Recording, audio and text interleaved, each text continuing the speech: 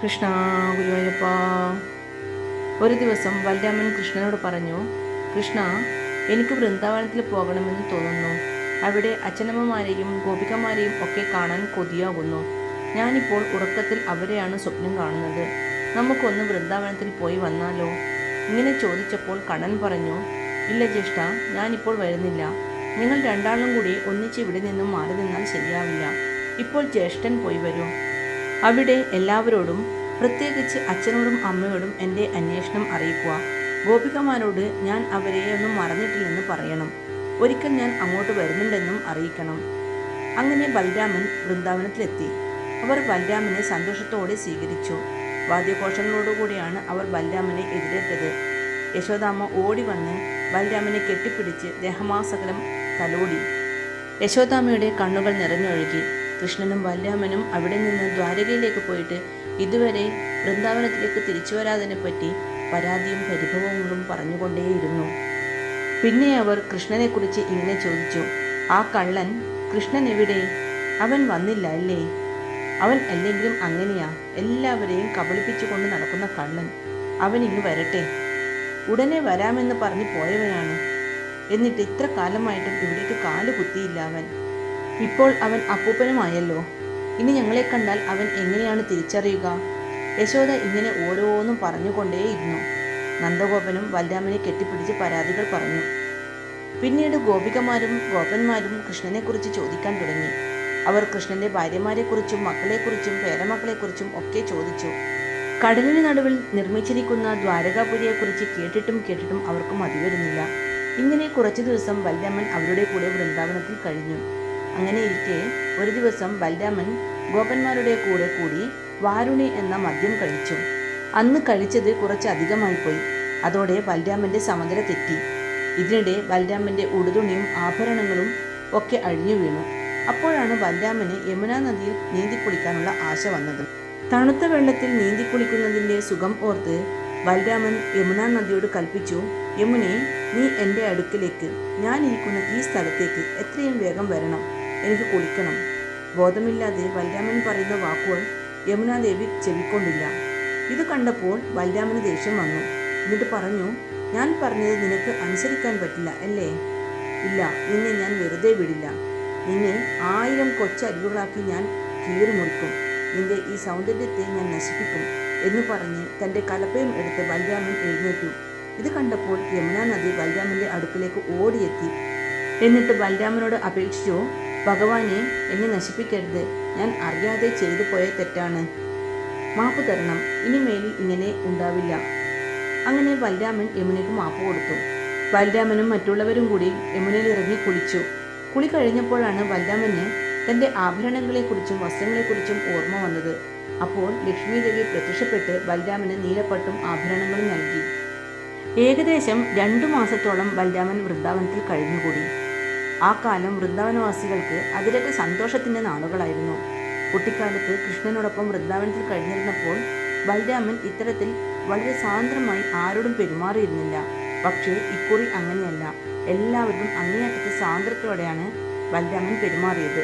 അങ്ങനെയിരിക്കെ ഒരു നാൾ ബലരാമൻ ഗോപികമാരോടൊത്ത് ദേവത പർവ്വതത്തിനടുത്തുള്ള ഒരു നദീതീരത്ത് കളിച്ച് രസിക്കാനായി പോയി. അന്നും ബലരാമൻ തൻ്റെ ഇഷ്ടപാനീയമായ വാരുണി ഇഷ്ടം പോലെ അകത്താക്കിയിരുന്നു. ലഹരിയിൽ എല്ലാം മറന്ന് ബലരാമൻ ഗോപികമാരോടൊത്ത് കളിച്ചു കൂത്താടി. ഇതെല്ലാം കണ്ടും കേട്ടും ഒരു വമ്പൻ വാനരൻ തൊട്ടടുത്തുള്ള വലിയൊരു മരത്തിൽ ഇരിക്കുന്നുണ്ടായിരുന്നു. ബലരാമൻ മധുപാനം നടത്തുന്നത് കണ്ടിട്ട് ആ വാനരന് സഹിക്കാൻ കഴിഞ്ഞില്ല. എങ്കിലും കൊതിയൂറി അവിടെ തന്നെ ഇരുന്നു. ആരാണ് മുതുമുതുക്കൻ വാനരൻ? പണ്ട് ശ്രീരാമനും രാവണനും തമ്മിൽ നടന്ന യുദ്ധത്തിൽ ശ്രീരാമനെ സഹായിച്ച വാനരസൈന്യത്തിൽപ്പെട്ട ഒരു വാനരനായിരുന്നു അത്. ശ്രീരാമനെ സഹായിച്ചവരിൽ ഹനുമാനും ജാംബവാനും ദ്വിവിധനും മാത്രമേ ഇന്ന് ജീവിച്ചിരിപ്പുള്ളൂ. മറ്റുള്ളവരൊക്കെ ശ്രീരാമന്റെ സ്വർഗാരോഹണത്തിന് മുൻപും പിൻപുമായി യമലോകം പോകിയിരുന്നു. പിൽക്കാലത്ത് ദ്വിവിധന് അസുരന്മാരോടായിരുന്നു ചങ്ങാത്തം. അതുകാരണം അവൻ നീചനും നിഷ്ഠുരനുമായി തീർന്നിരുന്നു. മഹർഷിമാരെയും സ്ത്രീകളെയും ശല്യം ചെയ്യുക അവൻ്റെ പതിവായി. കുട്ടികളെ പിടിച്ചുകൊണ്ടുപോയി ഗുഹയിലൊളിപ്പിച്ച് അച്ഛനമ്മമാരെ പീഡിപ്പിക്കുക എന്നതായിരുന്നു അവൻ്റെ മറ്റൊരു വിനോദം. അങ്ങനെ ദ്വിവിധന് എല്ലാവർക്കും ഭയമായിരുന്നു. മധുപാനം കഴിഞ്ഞ ബലരാമൻ അല്പം കഴിഞ്ഞപ്പോൾ മയങ്ങിപ്പോയി. ബലരാമനോട് കളിച്ചു കൂത്താടിയിരുന്ന ഗോപികമാരും ക്ഷീണം കൊണ്ട് മയങ്ങി. ആ തക്കം നോക്കി ദ്വിവിധൻ മരത്തിൽ നിന്ന് താഴെ ഇറങ്ങി. എന്നിട്ട് വാരിണി നിറച്ച കുടം കൈക്കലാക്കി. അതിലുണ്ടായിരുന്നതെല്ലാം ഉള്ളിലാക്കി. എന്നിട്ട് ആ കുടം ബലരാമന്റെയും ഗോപികമാരുടെയും നേർക്ക് എറിഞ്ഞു. വലിയൊരു ഒച്ചയോടെ കുടം പൊട്ടിച്ചിതറി. ശബ്ദം കേട്ട് ഗോപികമാർ പിടഞ്ഞു എഴുന്നേറ്റു. അപ്പോഴാണ് ആ മുതുമുതുക്കൻ വാനരൻ പല്ലളിച്ചിരിക്കുന്നത് അവർ കണ്ടത്. ഗോപികമാർ ഭയന്നു വിറച്ചു. അവർ നിലവിളിച്ചു. നിലവിളി കേട്ട് ബലരാമൻ ഉണർന്നു. എന്തിനാണ് ഇങ്ങനെ നിലവിളിക്കുന്നത്? ബലരാമൻ ഗോപികമാരോട് അന്വേഷിച്ചു. അവർ ആ വാനരനെ ചൂണ്ടിക്കാണിച്ചു. അപ്പോഴും ദ്വിവിധൻ പല്ലുമിളിച്ച് ഓരോരോ വിക്രിയകളും കാട്ടി ഇരിപ്പാണ്. കണ്ടാൽ തന്നെ ഭയന്നു പോകും. അത്രയ്ക്കുണ്ട് അവൻ്റെ വലിപ്പം. ബലരാമൻ തൊട്ടടുത്ത് കിടന്നിരുന്ന ഒരു വലിയ കല്ലെടുത്ത് ആ വാനരന് നേരെ എറിഞ്ഞു. വാനരൻ ഒരു ഇളിഭ്യ ചിരിയോടെ കല്ല് പിടിച്ചെടുത്ത് ബലരാമന്റെ നേർക്ക് തിരിച്ചെറിഞ്ഞു. ബലരാമൻ അതിസമർത്ഥമായി മാറിക്കളഞ്ഞു. അതല്ലെങ്കിൽ ഉന്നം പിഴക്കാതെ ബലരാമന്റെ തലയ്ക്കു തന്നെ അത് കൊണ്ടേനെ. ബലരാമൻ വലിയൊരു തടിക്കഷ്ണം എടുത്ത് ദ്വിവിധന് നേരെ എറിഞ്ഞു. അതും ആദ്യത്തേതുമാതിരി അവൻ നിഷ്പ്രയാസം പിടിച്ചെടുത്ത് തിരിച്ചു പ്രയോഗിച്ചു. അതോടെ ഗോപികമാർക്ക് ഭയമേറി. ദ്വിവിധനാകട്ടെ ബലരാമന്റെ അടുക്കിലേക്ക് ഒരൊറ്റ കുതിപ്പും. ബലരാമൻ തന്റെ ഗദയെടുത്ത് വാനരനെ തടുത്തു.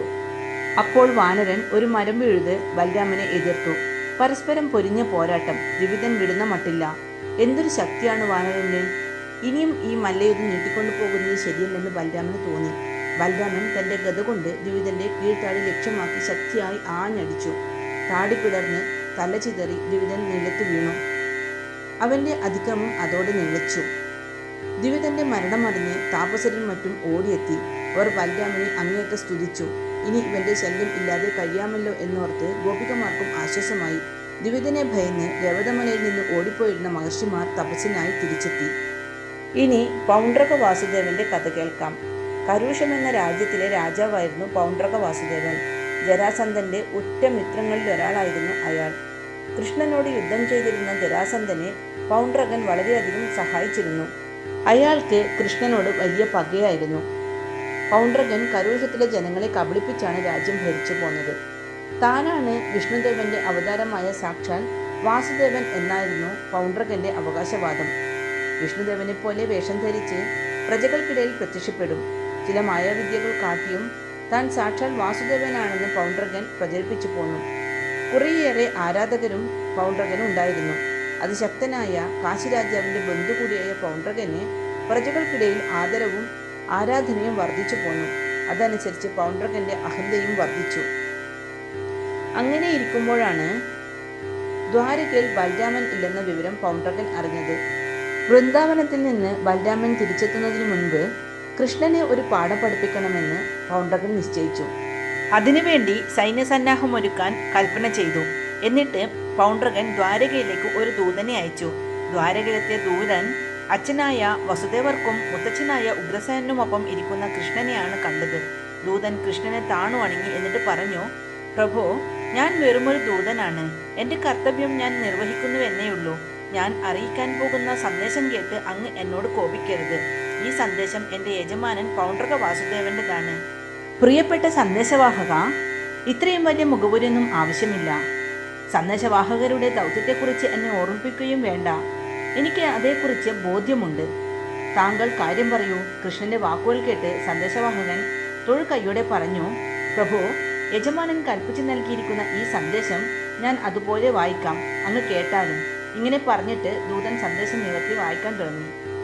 സാക്ഷാൽ വിഷ്ണുദേവന്റെ അവതാരമായ പൗണ്ഡ്രക വാസുദേവൻ അറിയിക്കുന്നതെന്തെന്നാൽ, ഇടയച്ചെറുക്കനായ നീ ജനങ്ങളെ കബളിപ്പിക്കുന്നതിൽ നിന്ന് എത്രയും വേഗം പിന്തിരിയണം. അവതാരമൂർത്തിയാണെന്നും പറഞ്ഞ് അതുമാതിരി വേഷവും കെട്ടി നീ ജനങ്ങളെ പറ്റിച്ചു വരുന്നതായി ഞാൻ അറിയുന്നു. മാത്രവുമല്ല, കൊള്ളയും കൊലയും നടത്തി ഇഷ്ടം പോലെ സമ്പത്ത് കൂട്ടുന്നുണ്ടെന്നും എനിക്ക് വിവരം ലഭിച്ചിട്ടുണ്ട്. നീ എത്രയും വേഗം ഇത്തരം പ്രവൃത്തികളിൽ നിന്ന് പിന്തിരിയണം. നിന്റെ കൈവശമുള്ള വിഷ്ണുദേവ ചിഹ്നങ്ങളും ആഭരണങ്ങളുമൊക്കെ എന്നെ ഏൽപ്പിക്കണം. സാക്ഷാൽ വിഷ്ണുദേവന്റെ അവതാരമായി സർവചരാചരങ്ങളുടെയും രക്ഷകനായി ഭൂമിയിൽ അവതരിച്ചിരിക്കുന്ന ഈ പൗണ്ഡ്രക വാസുദേവന് അവകാശപ്പെട്ടതാണതെല്ലാം. അതിനാൽ ജീവൻ വേണമെങ്കിൽ പറഞ്ഞതുപോലെ അനുസരിക്കുക എന്ന് അവതാര പുരുഷനായ സാക്ഷാൽ വാസുദേവൻ. ദൂതൻ ഇടറുന്ന സ്വരത്തോടെ സന്ദേശം വായിച്ചു നിർത്തി. സന്ദേശം കേട്ടിരുന്നവർ പൊട്ടിച്ചിരിച്ചു, നല്ലൊരു ഫലിതം കേട്ടെന്ന മട്ടിൽ. കൃഷ്ണനാവട്ടെ അല്പം ഭയം അഭിനയിച്ച് ചോദിച്ചു, വിഷ്ണുദേവ ചിഹ്നങ്ങളും ആഭരണങ്ങളും ഇന്നു തന്നെ സമർപ്പിക്കണോ, അതോ നാളെ മതിയോ? ഇന്ന് നേരം ഏറെ വൈകിയിരിക്കുന്നു. എന്തായാലും നാളെ രാവിലെ തന്നെ അടിയൻ അവിടെ എത്തി എല്ലാം സമർപ്പിച്ചു കൊള്ളാമെന്ന് പറയുക. ഇങ്ങനെ പറഞ്ഞ് കൃഷ്ണൻ ദൂതനെ പറഞ്ഞയച്ചു. അടുത്ത ദിവസം തന്നെ കൃഷ്ണൻ ഉഗ്രസേന മഹാരാജാവിന്റെ അനുഗ്രഹവും വാങ്ങി വലിയൊരു സൈന്യ സന്നാഹത്തോടെ കരൂഷത്തിലേക്ക് തിരിച്ചു. തന്റെ സൈന്യത്തെ കൂടാതെ കാശി മഹാരാജാവിന്റെ സൈന്യത്തെയും യുദ്ധത്തിനായി പൗണ്ഡ്രകൻ തയ്യാറാക്കിയിരുന്നു. യാദവപ്പടിയും കരുഷപ്പടിയും തമ്മിൽ അതിരൂക്ഷമായ പോരാട്ടം നടന്നു. യാദവർ പൗണ്ഡ്രകപ്പടിയെ അമ്പെ പരാജയപ്പെടുത്തി. കൃഷ്ണനെ എതിർക്കാൻ ആവില്ലെന്നായപ്പോൾ കാശിരാജാവ് തന്നെ യുദ്ധക്കളത്തിലിറങ്ങി. കൃഷ്ണനോട് ഏറ്റുമുട്ടിയ കാശിരാജാവിന്റെ തല വായുവ്യാസ്ത്രമേറ്റ് ആകാശത്ത് പറന്നു. എന്നിട്ട് ചോര വാർന്ന് ആ തല കാശിയിൽ തന്നെ പോയി വീണു. ഉറ്റ സുഹൃത്തായ കാശി രാജാവിന്റെ മരണത്തോടെ പൗണ്ഡ്രകന് ഇരിക്കപ്പുറത്ത് ഇല്ലാതായി. ഉള്ളിൽ ഭയമാണെങ്കിലും അതൊന്നും പ്രകടിപ്പിക്കാതെ പൗണ്ഡ്രകൻ പുറത്തു വന്നു. യുദ്ധക്കളത്തിലെത്തിയ പൗണ്ഡ്രകനെ കണ്ടപ്പോൾ കൃഷ്ണൻ അടക്കിച്ചിരിച്ചു. ഒരു കൗതുക വേഷക്കാരനെ പോലെ വിഷ്ണു ഭഗവാന്റെ വേഷം കെട്ടിയിരിക്കുന്ന പൗണ്ഡ്രകനെ കണ്ട് മറ്റു പോരാളികൾക്കും ചിരിയടക്കാനായില്ല. 4 കൈകളിലായി ശംഖ്, ചക്രം, ഗദ, പത്മം എന്നിവയും ഗോപിക്കുറിയും മകരകുണ്ടലങ്ങളും മഞ്ഞപ്പട്ടുടയാളങ്ങളുമായി നിൽക്കുന്ന പൗണ്ഡ്രകനെ ഒറ്റനോട്ടത്തിൽ വിഷ്ണുദേവനെന്ന് തന്നെ തോന്നിച്ചു. കൃഷ്ണൻ പൗണ്ഡ്രകന്റെ മുന്നിലേക്ക് ചെന്ന് പറഞ്ഞു, അല്ലയോ പൗണ്ഡ്രക വാസുദേവ, അങ്ങ് സാക്ഷാൽ വിഷ്ണു ഭഗവാന്റെ അവതാരമായ വാസുദേവനാണല്ലോ. ഞാൻ അങ്ങയെ വന്ദിക്കുന്നു. എൻ്റെ കൈവശമുള്ള വിഷ്ണുദേവ ചിഹ്നങ്ങളൊക്കെ അങ്ങേക്ക് വേണമെന്നാവശ്യപ്പെട്ടുവല്ലോ. ഇപ്പോൾ തന്നെ ശംഖ്, ചക്രം, ഗദ, പത്മം തുടങ്ങിയവയൊക്കെ അങ്ങേക്കുണ്ടല്ലോ. പിന്നെന്തിനാണ് എൻ്റെ കൈവശമുള്ള സാധനങ്ങൾ അങ്ങേക്ക്? എങ്കിലും അങ്ങ് ആവശ്യപ്പെട്ടതനുസരിച്ച് ഞാനിതാ ചക്രായുധം അങ്ങേക്ക് നൽകുന്നു. ഇതാ പിടിച്ചോളൂ. കൃഷ്ണൻ സുദർശന ചക്രം പൗണ്ഡ്രകന്റെ നേർക്ക് കൊടുത്തു. പക്ഷേ അതിനു മുമ്പ് തന്നെ പൗണ്ഡ്രകൻ എങ്ങോ ഓടി മറിഞ്ഞിരുന്നു. എന്നാൽ വിട്ടയക്കപ്പെട്ട സുദർശന ചക്രം പൗണ്ഡ്രകനെ പിന്തുടർന്ന് അവന്റെ തലയൊറുത്ത് എന്നിട്ട് കൃഷ്ണന്റെ കയ്യിൽ ചക്രം മടങ്ങിയെത്തി. കൃഷ്ണനുമായുള്ള യുദ്ധത്തിൽ പൗണ്ഡ്രകനെ സഹായിക്കാനെത്തിയ കാശിരാജാവിന്റെ തല വായുവ്യാസ്ത്രത്തിന്റെ ശക്തിയിൽ അദ്ദേഹത്തിന്റെ കാശിയിലെ രാജധാനിയിലാണ് ചെന്ന് വീണത്. കൊട്ടാര വളപ്പിനുള്ളിൽ ചെന്ന് വീണ ചോരവാർന്ന തല തന്റെ അച്ഛൻ്റെതാണെന്ന് മനസ്സിലാക്കിയ രാജാവിന്റെ മകൻ സുദക്ഷിണൻ വല്ലാതെ ദുഃഖിച്ചു. അതിനിടെ യുദ്ധക്കളത്തിൽ നിന്ന് തിരിച്ചെത്തിയ ഭടന്മാരിൽ നിന്ന് സുദക്ഷിണൻ വിവരങ്ങൾ അറിഞ്ഞു. അതോടെ തന്റെ അച്ഛനെ കൊന്ന കൃഷ്ണനോട് പകരം ചോദിക്കണമെന്ന് സുദക്ഷിണൻ നിശ്ചയിച്ചു. കൃഷ്ണനെ നേരിട്ട് തോൽപ്പിക്കുക സാധ്യമല്ലെന്ന് സുദക്ഷിണന് അറിയാം. അതുകൊണ്ട് സുദക്ഷിണൻ പരമശിവനെ പ്രത്യക്ഷപ്പെടുത്താനായി തപസ് ചെയ്തു. കാശി വിശ്വനാഥൻ സുദക്ഷിണന്റെ കഠിന തപസ്സിൽ സന്തുഷ്ടനായി ശിവൻ പ്രത്യക്ഷപ്പെട്ട് ചോദിച്ചു, ഭക്തനായ സുദക്ഷിണ, നിനക്ക് എന്താണ് ആവശ്യമെന്ന് പറഞ്ഞോളൂ. ഭഗവാനെ, എൻ്റെ അച്ഛനെ കൊന്ന ആ യാദവ ചെറുക്കനായ കൃഷ്ണനോട് എനിക്ക് പകരം വീട്ടണം. എൻ്റെ അച്ഛനെ കൊന്നവനെ എനിക്ക് കൊല്ലണം. അതിനുവേണ്ട ഉപായം എനിക്ക് പറഞ്ഞു തന്നാലും. ഇത് കേട്ട് ശിവൻ പറഞ്ഞു, ശത്രുവിനെ സംഹരിക്കണം അല്ലേ? അതിന് ഒരു മന്ത്രവാദം നടത്തിയാൽ മതി. മന്ത്രവാദികളെ വിളിച്ചു വരുത്തി വലിയൊരു മന്ത്രവാദം നടത്തുക. ആ മന്ത്രവാദത്തിൽ നിന്ന് നീ ആഗ്രഹിക്കുന്ന ഫലം ഉണ്ടാകും. ഇത്രയും പറഞ്ഞ് പരമേശ്വരൻ അപ്രത്യക്ഷനായി. സുദക്ഷിണൻ സന്തോഷത്തോടെ രാജധാനിയിലെത്തി പ്രഗത്ഭരായ മന്ത്രവാദികളെ വിളിച്ചു വരുത്തി മന്ത്രവാദം ആരംഭിച്ചു. ദിവസങ്ങളോളം നീണ്ട മന്ത്രവാദത്തിന്റെ ഒടുവിൽ ഹോമകുണ്ടത്തിൽ നിന്ന് ഒരു ഭീകര രൂപിണി ഉയർന്നു വന്നു. അഗ്നി പോലെ കത്തിജ്വലിച്ചിരുന്ന 3 കണ്ണുകൾ, ചെമ്പുകമ്പികൾ പോലെ നീണ്ട തലമുടി, നീണ്ടുവളഞ്ഞ ദംഷ്ട്രങ്ങൾ, അഗ്നി വമിക്കുന്ന പിളർന്ന വായ്, മൂക്കിന്റെ ഭാഗത്ത് വലിയൊരു ദ്വാരം, ആനകളുടെ കാതുകൾ പോലെയുള്ള കാതുകൾ, നടക്കുമ്പോൾ ഭൂമി പോലും കുലുങ്ങി, കയ്യിൽ മൂർച്ചയേറിയ വലിയൊരു ത്രിശൂലം. ആ ഭീകരസത്വം ഉറഞ്ഞാടിക്കൊണ്ട് ഹോമകുണ്ടത്തിൽ നിന്ന് പുറത്തേക്ക് ചാടി. മന്ത്രവാദികൾക്കു മുന്നിൽ നിന്ന് ആ ഭീകരരൂപിണി ഉറഞ്ഞാടാൻ തുടങ്ങി. ആര് കണ്ടാലും നടുങ്ങുന്ന കാഴ്ച. മന്ത്രശക്തി കൊണ്ട് മന്ത്രവാദികൾ ആ ഭീകരരൂപിണിയെ അല്പം ഒന്ന് ശാന്തിയാക്കിയ ശേഷം പറഞ്ഞു, കൃത്യേ, നിന്റെ ദൗത്യം ദ്വാരകയിൽ ചെന്ന് കൃഷ്ണനെ കൊല്ലുകയാണ്. ഇവിടെ നിന്ന് ഇങ്ങനെ തുള്ളാതെ നീ ദ്വാരകയിൽ പോയി നിന്റെ ദൗത്യം നിർവഹിക്കുക. വേഗം ഇവിടുന്ന് പോയിക്കൊള്ളുക. ഭീകരരൂപിണിയായ കൃത്യ മന്ത്രവാദികളുടെ നിർദ്ദേശപ്രകാരം ദ്വാരകയിലേക്ക് പറന്നു. കണ്ണുകളിൽ നിന്നും വായ്ക്കുള്ളിൽ നിന്നും പുറത്തേക്കൊഴുകിയ അഗ്നിയിൽ നിന്ന് ആ സത്വം ഒരു തീഗോളം പോലെ ആകാശത്ത് കാണപ്പെട്ടു. ആകാശത്തിലൂടെ ഒരു തീഗോളം പറന്നു വരുന്നത് കണ്ട് ദ്വാരകാവാസികൾ ആകെ അമ്പരന്നു. തീഗോളം അടുത്തടുത്ത് വരുന്നതോടെ അവർ അതൊരു ഭീകര രൂപമാണെന്ന് തിരിച്ചറിഞ്ഞു. അവർ ഭയന്നോടി. കുട്ടികളും സ്ത്രീകളും വീടുകളിൽ കയറി വാതിലടച്ചു. പുരുഷന്മാരിൽ ചിലർ ദ്വാരകയിലേക്ക് ഓടി കൃഷ്ണനോട് ആ ഭീകര സത്വത്തെക്കുറിച്ച് പറഞ്ഞു. കൃഷ്ണൻ അവരെയെല്ലാം സമാധാനിപ്പിച്ചു. അതിനിടെ കൃത്യ എന്ന ഭീകരസത്വം ദ്വാരകയിലെത്തി. കണ്ണിൽ നിന്ന് ചിതറിയിരുന്ന തീ കൊണ്ട് ദ്വാരകയെ അഗ്നിക്കിരയാക്കാനുള്ള ശ്രമത്തിലായിരുന്നു കൃത്യ. കൃഷ്ണനാവട്ടെ രുക്മിണിയുമായി ചതുരംഗം കളിക്കുകയായിരുന്നു.